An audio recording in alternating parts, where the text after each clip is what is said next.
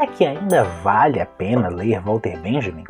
Será que as teses sobre o conceito de história ainda têm a nos dizer sobre o século XXI? Sobre o mundo que nós temos hoje?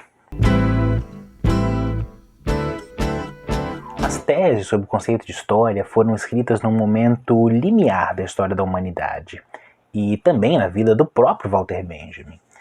Pois, se as teses sobre o conceito de história podem ser entendidas como um texto escrito no limiar entre a vida e a morte, o último texto escrito por Walter Benjamin, que nós temos conhecimento, e publicado depois da sua morte, e também um texto escrito no limiar dos acontecimentos talvez mais definitivos do século XX, no decorrer da Segunda Guerra Mundial, no desenvolvimento de acontecimentos que o Benjamin não pôde acompanhar o final dessa história, porque não lhe foi dado o direito de viver.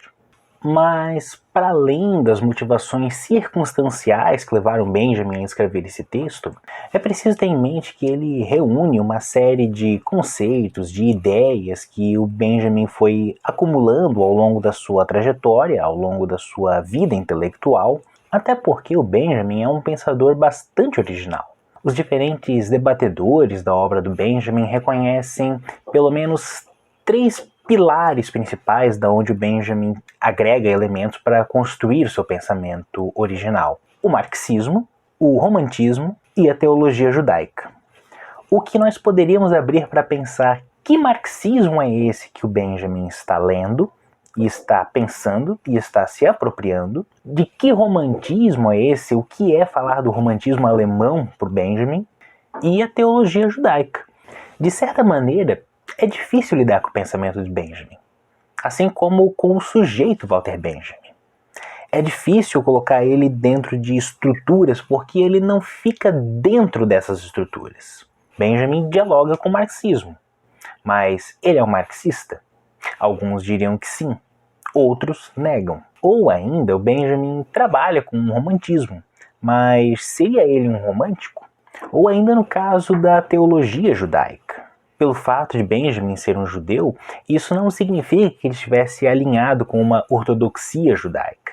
Pelo contrário, ele se apropria de uma maneira original dessa teologia judaica, praticamente fazendo uma leitura laicizada da teologia. Para o Michel Levy, Benjamin é inclassificável.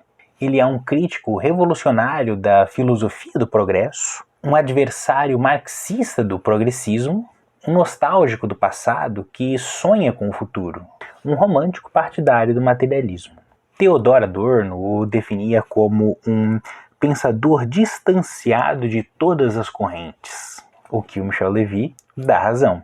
E acrescenta, hoje o Benjamin ainda podemos entender ele como uma espécie de bloco errático, à margem das grandes tendências da filosofia contemporânea. João Barrento classifica o Benjamin como um pensador da fronteira, ou do limite, mas também, ou talvez ainda mais, do limiar. Benjamin é um filósofo atípico, que gostava de escovar a filosofia e a estética a contrapelo.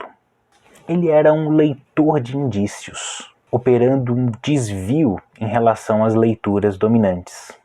Isso explica, em parte, a dificuldade que nós temos ainda hoje de mergulhar com profundidade no pensamento do Benjamin, de acolhê-lo, por assim dizer, que era o mesmo problema que o Benjamin experienciava à sua época. Lembremos que ele nunca foi alguém situado dentro da academia, mas que não teve a sua tese aprovada justamente por conta dessa dificuldade de se enquadrar dentro das estruturas. O que parece bastante irônico, porque hoje muitas pessoas tentam enquadrar o pensamento do Benjamin dentro dessa estrutura academicista, o que, de certa maneira, desloca da sua própria produção, do seu lugar enquanto sujeito ou produtor de conhecimento desde o centro da Europa, nas décadas de 20, 30, o que me leva a perguntar, será que o próprio Walter Benjamin desconfiaria das leituras de Walter Benjamin? Será que o Benjamin estaria confortável com a maneira como ele é lido e apropriado por diferentes pessoas? O que, de certa maneira, tem muito a ver com as discussões que o Benjamin faz a respeito da literatura, do autor, da obra, da tradução e assim por diante. Sobre essa questão, o próprio Gerson Scholem, de quem Benjamin era amigo, dizia que o Benjamin era um filósofo, mesmo quando escrevia sobre arte ou literatura. Theodor Adorno tinha uma visão bastante semelhante também. Diz ele numa carta a Hannah Arendt: "A meu ver, o que define o significado de Benjamin para a minha própria existência intelectual é evidente. A essência de seu pensamento enquanto pensamento filosófico. Jamais pude encarar sua obra a partir de outra perspectiva. Certamente estou consciente da distância entre seus escritos e toda a concepção tradicional da filosofia." Para o Michel Levy, o que Benjamin visava era nada mais, nada menos do que uma nova compreensão da história humana. E dentro dessa compreensão, os seus escritos sobre arte, literatura e tantos outros temas podem ser entendidos somente em relação a essa visão do conjunto que os ilumina como um todo. A sua reflexão constitui um todo no qual arte, história, cultura, política, literatura e teologia são inseparáveis. E é exatamente isso que nós vemos nas teses sobre o conceito de história. Benjamin escreveu essas teses sobre o conceito de história como um testamento político e filosófico, e como que a sua visão de história poderia fortalecer a luta pela emancipação, e como essa história poderia servir de ferramenta em favor dessa emancipação. E aqui nós poderíamos discutir o que significava essa emancipação para o Benjamin, mas de qualquer maneira é radicalmente diferente para nós, olhando desde a periferia do mundo, desde a periferia do capitalismo, desde a periferia da modernidade. O que, volto a dizer, é central na obra do Benjamin: a crítica à modernidade. Por isso, as teses sobre o conceito de história, 80 anos depois, ainda é um texto atual, porque nós ainda estamos dentro dessa lógica da modernidade que o Benjamin critica. Hoje nós poderíamos dar outros nomes para isso. Alguns diriam a pós-modernidade, ou modernidade tardia, ou contemporaneidade, modernidade líquida, enfim, podemos chamar como quisermos, mas no cerne da questão ainda é a modernidade. E de certa forma eu acredito que nós podemos encontrar muito mais semelhanças do que diferenças entre o tempo que nós estamos agora e o tempo onde o Benjamin escreveu esse texto. Embora Benjamin estivesse lidando com o fenômeno do nazifascismo, nós hoje podemos ver a ascensão de diferentes governos de extrema-direita e, antes dos governos, um pensamento de extrema-direita.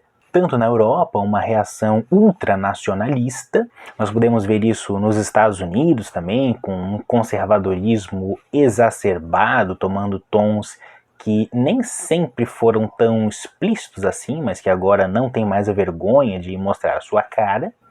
E também na América Latina, não apenas no Brasil, onde nós infelizmente temos talvez o pior exemplo possível disso, mas nós podemos fazer diferentes comparativos com os demais países da América Latina também. Nós podemos não ter mais essa mesma diferenciação entre o liberalismo burguês, o Estado totalitário fascista ou nazista e o comunismo, à época de Benjamin representado unicamente pela União Soviética, a União Soviética sob Stalin. Benjamin não viveu a Guerra Fria, não viu o que foi a polarização entre o bloco capitalista e o bloco socialista. Benjamin não viu, inclusive, as diferentes divisões que tivemos dentro do socialismo, dentro das diferentes experiências socialistas no século XX, por exemplo.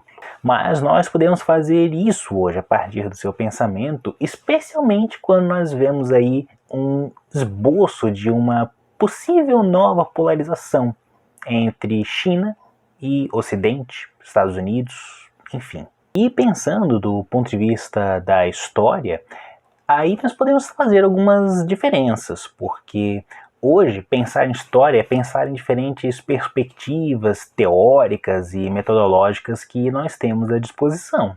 E se nós formos parar para pensar, muitas das considerações do Benjamin foram levadas em consideração pelas diferentes correntes historiográficas que foram surgindo ao longo do século XX, o que de maneira nenhuma inviabiliza a obra e o pensamento do Benjamin. Pelo contrário, mostra a potência desse seu pensamento, dessa sua originalidade, e que nos faz pensar: é possível voltarmos ao próprio Benjamin e identificar no seu pensamento centelhas de um novo porvir? Eu diria que sim. Do contrário, eu não estaria aqui puxando essa conversa com vocês. Bom, o papo tá bom, mas por hoje é isso. Já conversamos bastante, ainda temos muito o que conversar, e eu faço esse convite para que nós continuemos essa conversa. Portanto, por favor, curta esse vídeo, comente aqui embaixo o que você achou, sugestões são sempre bem-vindas, compartilhe com as pessoas que você sabe que vão se interessar por esse conteúdo, considere se inscrever aqui no canal se você quer se juntar a essa ideia de construirmos uma experiência aqui no YouTube.